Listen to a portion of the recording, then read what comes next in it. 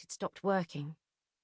But she could still make out the contented fat lump of the one-eyed tabby cat who seemed to belong to no one, but who often sat on the doormat of the lodge.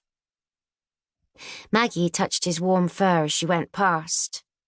The old cat purred briefly but powerfully and looked up at her, hopeful she'd allow him indoors and out of the cold. "I'm sorry, cat. You know Esme hates you. I would let you in." It was weird, because Esme seemed relaxed about everything but this cat. He was a battered-up old beast, a retired street fighter by the looks of his torn, scraggy ears. But because of his one eye, it always looked like he was winking at her in a jovial sort of way. And she swore that sometimes she could hear him humming a tune beneath his purr, like a little jazz melody. But then she often imagined things that weren't real. "Maybe tomorrow." This seemed to satisfy him, and he lowered his rotund head and went back to watching the cars race past on the dark, narrow road beyond. As soon as she got into the drab, dusty hallway, Maggie heard the phone ringing. Damn! She rushed to unlock the door of flat 1, but there was a knack to jiggling the key in the lock, and in her haste, it got stuck. Meanwhile, the ring seemed to get shriller and shriller. She could hear her mother's thoughts. "I can't rely on that girl for anything. She's useless." Finally, the door flew open. Maggie raced into the living room and picked up the old black dial phone, probably the only one still in use and not in a museum. "Hello? So you are there. I didn't think you were going to pick up. I was having a bath." Maggie wasn't sure why she lied, but she often did to her mum. It was a habit, self-preservation. "You know we talk at 5 p.m. every Thursday. It's the only thing I ask." "I didn't realise it was so late. And don't be using all of Esme's hot water. A bath at 5? Sorry. Don't apologise to me. It's Esme's water."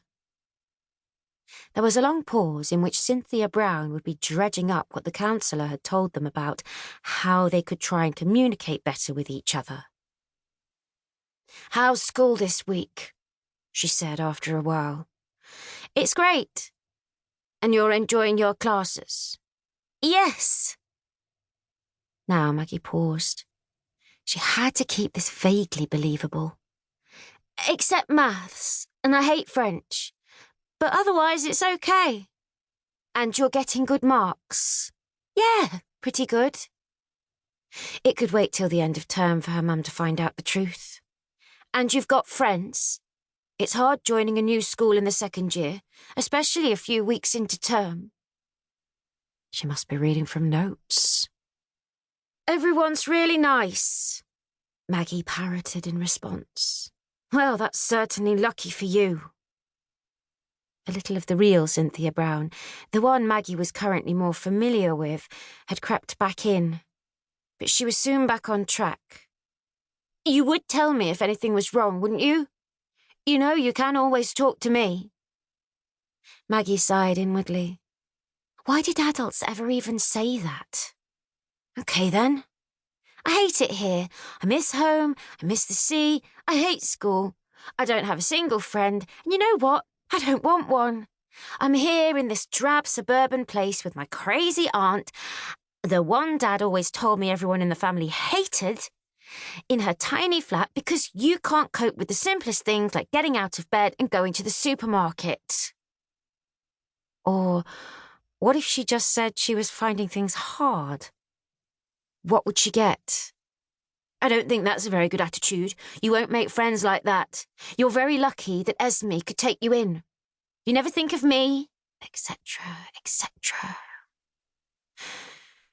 So she just said, "I know, Mum. Thanks." There was another long pause. "And has your father been in touch?" Cynthia's voice instantly got tighter just mentioning him. "No. You're sure?" Maggie sighed. "I'm sure. He said he was going to visit you, and I made one thing clear to him. He is not to bring that woman with him." "He hasn't visited. He hasn't even phoned me."